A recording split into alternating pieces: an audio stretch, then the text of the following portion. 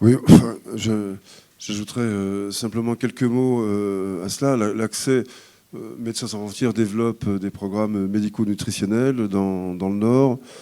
Bon, une fois qu'on a prononcé ces mots un peu pompeux, il faut les rapprocher de la réalité, démographique et sociale de ce pays. Nos programmes médico-nutritionnels sont évidemment salutaires pour ceux qui en bénéficient, mais ceux qui en bénéficient sont une infime minorité parmi ceux qui en auraient éventuellement besoin, ou enfin, en tout cas, qui pourraient en tirer un certain bénéfice. Et donc, je ne pense pas que l'on puisse s'appuyer sur l'existence de tels programmes, et je pense que d'autres ONG développent des activités, disons, comparables dans leur taille ou dans leurs ambitions.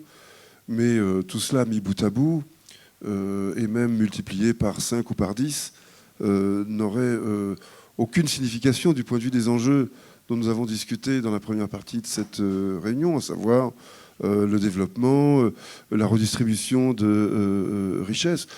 Tout cela, c'est absolument hors de portée des ONG. Ce n'est pas, disons, ce sont des processus sociaux, c'est des questions politiques, de rapport entre l'État et la société, de capacité de la société à influer, à révoquer ses gouvernants, à en choisir de meilleurs. Bref, c'est la vitalité politique, c'est la dynamique politique démocratique qui peut être une réponse. Et cela, moi, je ne sais pas du tout. Je ne connais pas le Nigeria, comme je l'ai dit. Ça fait, je crois, plus de 30 ans que je n'y suis pas allé. Donc, je ne sais que ce que j'en lis dans les journaux. Donc, je ne vais pas aller plus loin que ça pour en juger. Par contre, on va interroger Laurent Viguier, parce que Laurent Viguier, vous nous disiez tout à l'heure qu'effectivement, dans les conclusions du sommet sur le Nigeria qui s'est tenu à Paris, certes, vous avez insisté sur le côté militaire, mais en même temps sur le volet développement. Vous parliez du volet développement. On aimerait en savoir un peu plus, justement, c'est-à-dire quels sont les outils qui peuvent être mis en œuvre en termes de développement dans cette façon de réduire ces poches de terrorisme, d'instabilité. À quoi pensez-vous exactement lorsque vous parlez d'outils de développement ? On est dans une problématique un peu de poule et d'œuf dans cette zone, comme souvent. Comment faire du développement tant que la sécurité n'est pas assurée, et comment faire pour traiter le problème sécuritaire dont on a dit, comme Ronnie Broman le disait tout à l'heure, qu'il est nourri aussi par la situation de sous-développement. Donc c'est un problème qui dépasse largement mes compétences, sur lequel on s'interroge au nord du Nigeria comme au nord du Mali, dont on parlait tout à l'heure également. Il y a un certain nombre d'outils qui sont disponibles auprès des grandes agences internationales, auprès de l'Union européenne, les outils nationaux des États en termes d'aide au développement, qui sont des outils qui sont absolument inopérants aujourd'hui dans la zone dont on parle depuis tout à l'heure. Et force est de constater qu'on n'est pas en mesure de répondre. On parlait à l'instant de l'humanitaire, qui souvent sur le terrain est en pointe et par définition précède l'action des développeurs. On voit que sur la question humanitaire, il n'y a guère que le CICR, MSF, si j'ai bien compris, qui sont aujourd'hui présents sur le terrain dans le Borno. Donc parler de développement, c'est parler d'une perspective de moyen terme au mieux. Pour le moment, on est dans une situation où malheureusement, il est impossible d'atteindre cette zone. Alors, qu'est-ce qui peut être fait quand même ? On peut agir sur les marges. Je crois qu'il est important que l'effort se porte aussi sur les zones dont on parlait tout à l'heure, qui sont les zones frontalières des pays voisins dans lesquels il est encore possible d'opérer, qu'il est important que la situation ne se dégrade pas plus en termes de développement dans la zone de Difa au Niger, que la zone de l'extrême nord du Cameroun fasse l'objet d'une attention particulière, et que les conditions économiques et de développement ne s'y dégradent pas davantage, parce que sinon on continue à entretenir et à faire prospérer un terreau qui ne peut être que négatif en termes de sécurité à terme. Marc-Antoine, vous êtes aussi chercheur à l'IRD, donc vous êtes aussi spécialiste de ces questions de développement, de levier de développement dans des situations de crise. Qu'ajouter à ce qui vient d'être dit, justement, est-ce qu'il y a des leviers de développement possibles à mettre en œuvre pour avoir un impact sur ces phénomènes de déstabilisation? Pour l'instant, je ne vois pas le bureau de la sécurité nationale de l'NSAO nigérien, dans beaucoup de situations insurrectionnelles, imaginer de mettre en place des projets d'aide, que vous qualifiez de développement, d'aide humanitaire, ce que vous voulez, pour gagner les cœurs et les esprits de la population. Donc il y a notamment le projet Safer School, qui est sous la direction d'Urban Brown en Grande-Bretagne, et qui viserait à sécuriser les écoles. Mais on sait très bien en Afrique, les écoliers ils vont parcourir à pied 2 km, 3, parfois 10, voire plus, pour aller à l'école. Donc c'est bien de faire de l'école un gros bunker. Encore que, qu'est-ce qui va garder les écoles? Est-ce que c'est les policiers nigérians qui décampent à chaque fois que Boko Haram les attaque, ou bien les militaires nigérians? Je ne vois pas très bien qui va sécuriser, mais de toute façon, ça ne résout pas le problème. Si vous voulez sécuriser, dans ce cas-là, il faudra aussi créer un bunker souterrain pour aller dans chaque maison où se trouvent les écoliers. Donc le quart de ramassage scolaire devra être blindé. Je ne vois pas très bien comment concrètement ça peut se mettre en place.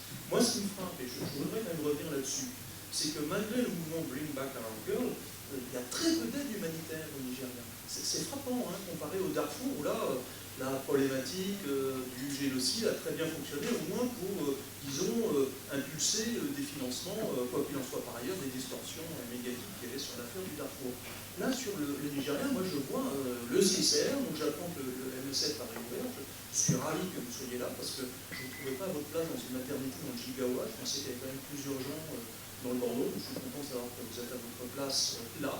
Et pour le reste, il y a vraiment une dichotomie impressionnante. C'est-à-dire que sur les réfugiés du Bordeaux qui franchissent la frontière, qui vont au Niger ou qui vont au Cameroun, là ils sont pris en charge par le HCR, il y a International Rescue Committee, Alten, enfin sur tout cela, ça ils sont pris en charge. Par contre, les déplacés internes, et quand même, on sait pas très bien comment ils sont, c'est-à-dire que les Nigérians disent que la population aurait augmenté d'1 million sur Maïdougouris, nonobstant les 350 000 déplacés internes sur les camps. Très franchement, je n'ai aucune idée, parce que je ne sais pas comment les compter. Et donc, comme d'habitude, dans toutes ces situations, beaucoup de controverses sur les chiffres. On sait que les besoins, ils sont là. Ils ne sont pas satisfaits. Ça, il n'y a pas besoin d'avoir fait Sciences Po pour le savoir. Donc, je pense que, et je parle aussi en tant qu'enseignant à Sciences Po.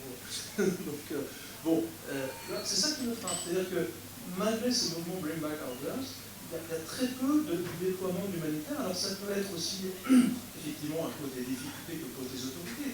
Là on revient encore sur la guerre du Biafra, parce que finalement cette guerre qui était des fondations de Médecins sans frontières et puis du droit d'ingérence humanitaire qui existait déjà avant, mais qui s'est développé sous une nouvelle forme par la suite, qui a pu aboutir à la République, ce genre de choses, ça fait que s'il y a un consensus au Nigeria, il y en a très peu, et s'il y en a un, c'est qu'on ne veut pas d'ingérence extérieure, quoi qu'il en soit du discours de la Jonathan aujourd'hui sur le fait que ce seraient des mercenaires d'Al-Qaïda, qui seraient Boko Haram, mais ce n'est pas de leur faute finalement.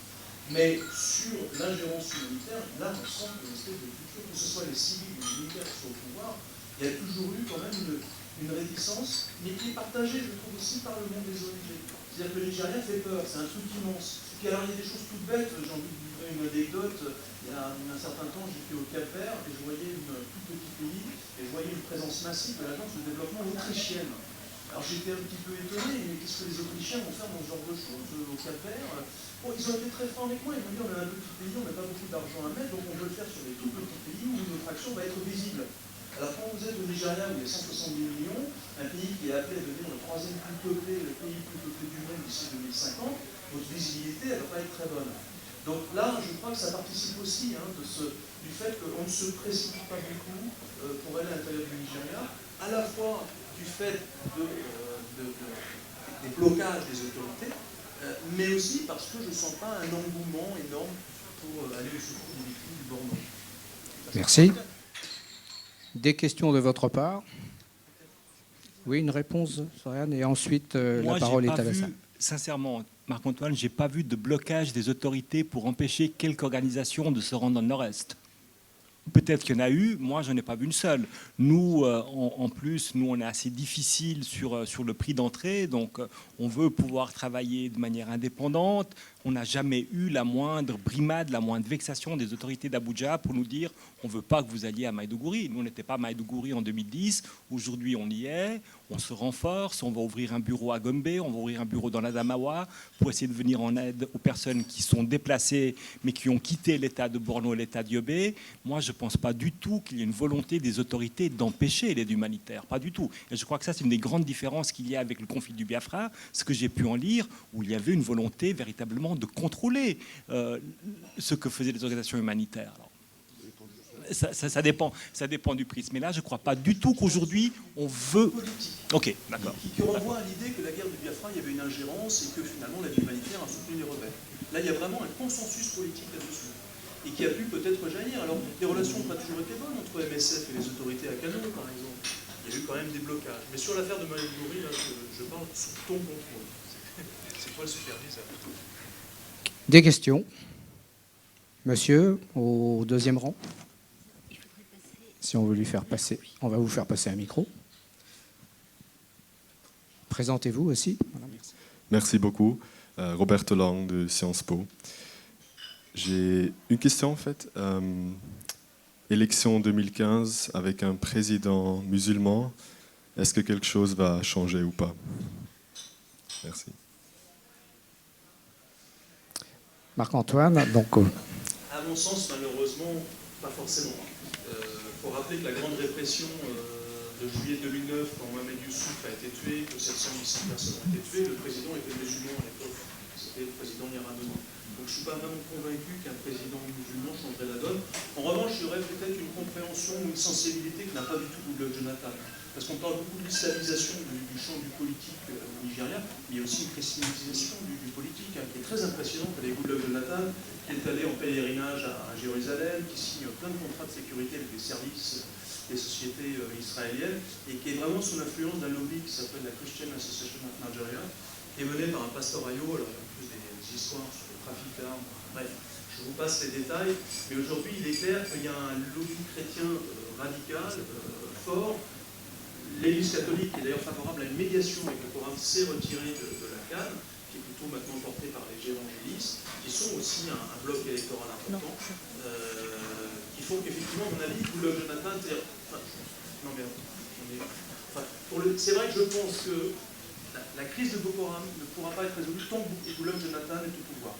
Mais ça ne veut pas dire pour autant que je pense qu'il faudrait qu'il y ait un président musulman, forcément. C'est vraiment un mismanagement de la crise qui est flagrant avec Goodluck Jonathan, mais comme tu l'as dit toi-même, c'était déjà aussi flagrant avec d'autres avant lui. C'est vrai que je ne pense pas qu'il a aujourd'hui la capacité à sortir le Nigérien de ce trou noir. Merci Marc-Antoine.